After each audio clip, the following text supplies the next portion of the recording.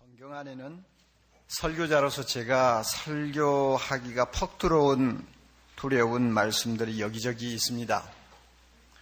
그래서 어떤 때는 그 말씀을 피하기도 하고 또 어쩔 수가 없어서 설교할 때도 있죠. 예를 들면은 오늘 우리가 읽은 이 본문 말씀은 소위 산상보훈이라고 하기도 하고 산상수훈이라고도 하는 별명을 가진 말씀입니다. 주님이 산에서 특별히 가르치신 말씀이라고 그래서 이런 이름이 붙습니다. 이 산상수훈에 관한 내용은 제가 설교하기가 좀 부담스럽고 두려워지는 내용 가운데 하나입니다.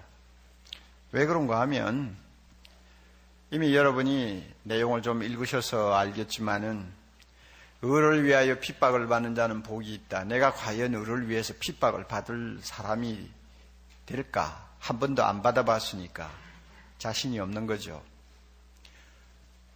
정말 나는 온유하냐 하고 물을 때 금방 대답이 안 나오는 것이죠.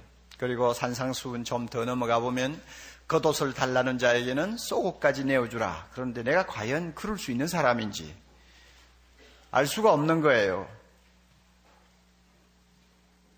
종종 우리가 이제 산상보훈의 말씀을 읽습니다만 그때마다 이 말씀은 저를 땅바닥에 내동댕이 치듯이 참 충격을 주고 자신감을 꺾어놓기도 합니다. 너무나 수준이 높은 말씀이기 때문에 그래요. 그렇게 부담스러우니까 목사가 부담스러운 말씀을 교인들에게 어떻게 마음 놓고 전할 수 있냐 하는 이런 생각이 자주 들지요. 그러다가 보니까 20년이 넘도록 산상수훈 가운데서 여기저기 단편적으로 몇 번 설교는 했습니다마는 전체를 놓고 강해를 한 일은 한 번도 없습니다. 1년 전쯤 되었을까요? 어느 형제가 저에게 편지를 보낸 것이 있었습니다. 자신이 주일 예배에 참석해서 은혜를 받은 이야기를 저에게 나누고 싶어서 보낸 편지였는데 편지를 다 쓰고 말미에 이런 말을 했어요. 목사님, 언젠가 산상수훈을 강의해 주실 날을 기다리겠습니다. 이상하게 그 편지를 읽고 난 다음 저의 마음에는 늘 따라다니는 음성이 하나 있었습니다. 내가 아무리 부담스러워도 산상수훈을 설교해야 돼. 이런 음성이었습니다. 사실 목사라는 위치는 주님께서 가르쳐 지키게 하라는 모든 말씀을 가르쳐야 될 책임을 지고 있습니다. 자기 마음에 좀 부담이 없는 말씀만 설교하라고 주님은 절대 말씀하지 않았어요. 비록 설교자가 지키지 못하는 어려운 말씀이라 할지라도 주님이 말씀하셨으니까 꼭 전해야 될 엄숙한 명령이 저에게 주어져 있습니다. 그래서 아무래도 이제는 산상수훈을 좀 본격적으로 묵상하면서 설교할 수 있어야 되겠다 하는 생각을 하게 됐습니다. 저 자신이 비록 자신이 없고 저 자신이 부담스럽기는 하지만 성도들과 함께 산상수훈의 성찬을 먹고 마시는 은혜를 더 이상 미루어서는 안 되겠다 하는 생각을 했습니다. 그래서 오늘부터 매주마다 산상수훈을 놓고 주님이 말씀하시던 그 동산으로 함께 올라갈 수 있기를 바랍니다. 예수님이 갈릴리에서 복음을 전하기 시작하자 이스라엘 방방곡곡에서 구름대와 같이 많은 사람들이 모여들기 시작했습니다.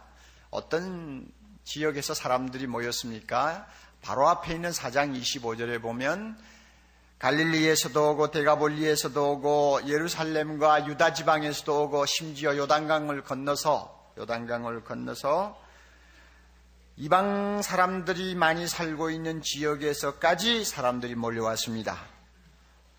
몰려온 그들의 신분이 대충 어떤 사람들이었느냐, 물론 지쳐놓고 잘 사는 사람들도 좀 끼어 있었겠지만 대부분의 사람들은 4장 24절을 보면 병든 자들이요, 귀신 들린 사람들이요, 어떤 면에는 세상으로부터 버림당한 외로운 사람들이요, 가난한 사람들, 죄인들이었습니다.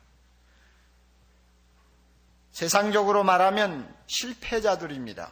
그리고 소망이 없어 보이는 사람들이 예수님 주변으로 모였습니다. 예수님은 이런 무리들을 이끌고 갈릴리 바다가 시원하게 내려다 보이는 산등성이로 올라가셨습니다. 그리고 그 자리에 앉으셔서 입을 열어 가르치기 시작했습니다. 심령이 가난한 자는 복이 있나니 천국이 저희 것이며,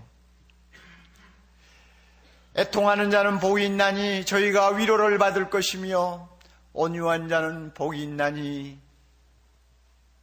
저희가 땅을 기업으로 받을 것이며, 이렇게 말씀을 하기 시작했습니다. 5장 1절에 보면 이 말씀을 하시는 예수님 앞에는 마치 제자들만 앉아있는 것 같은 착각을 일으키는 표현이 하나 나옵니다. 제자들이 나아온지라.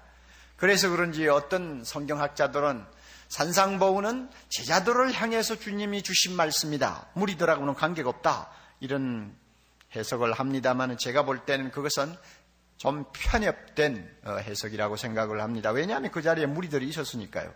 물론 산상수훈의 내용을 보면 이것은 세상 사람들이 받을 수 없고 소화할 수 없는 내용입니다.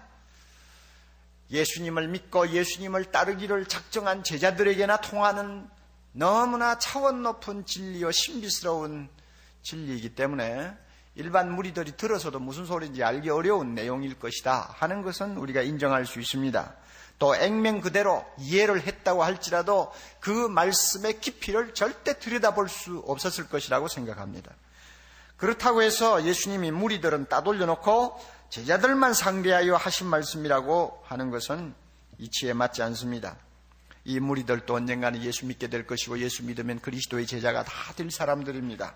이런 의미에서 예수님은 12제자만이 아니고 하늘의 별들처럼 무수하게 나타날 미래의 제자들을 눈앞에 그리면서 산상수훈의 말씀을 하셨다고 저는 보고 있습니다. 5장 1절에 보면 또 재미있는 말 한마디가 있습니다. 산에 올라가서 앉으셨다고 그랬죠. 산에 올라갔으니까 앉았지, 그렇게 생각하면 간단하죠. 성경은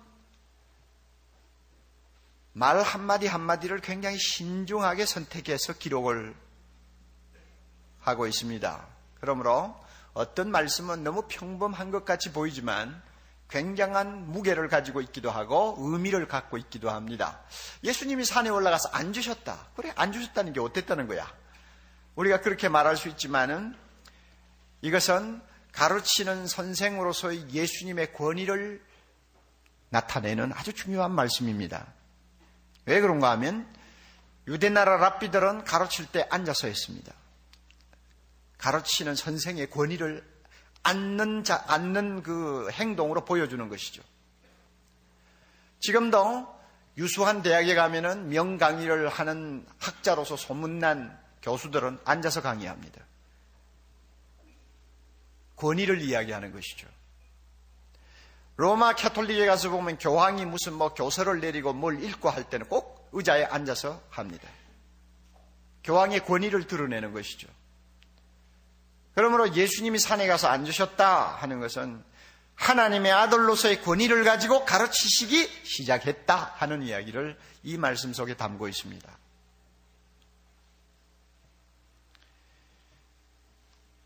예수님의 그 가르치심이 얼마나 권세가 있었는지, 얼마나 박력이 있었는지, 얼마나 무게가 있었는지 들은 사람들이 놀랐어요. 무리들이 예수님의 말씀을 다 듣고 나서 어떻게 반응을 했는가를 우리가 좀 봅시다. 7장 28절 넘어가서 보면 이런 말씀이 있습니다. 7장 28절 예수께서 이 말씀을 마치심에 산상수훈을 다 이제 마치시고 이제 끝냈어요.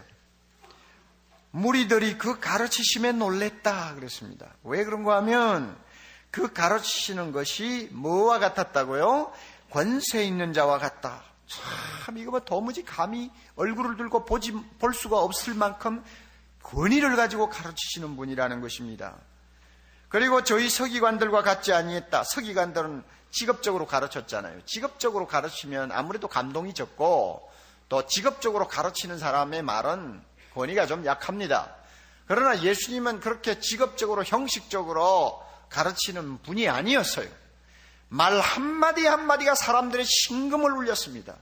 하늘에서 떨어지는 하나님 자신의 음성으로 사람들의 귀에 들렸단 말이에요. 그러니까 놀랬어요. 앉아서 가르치신 주님의 그 태도에는 이와 같은 권위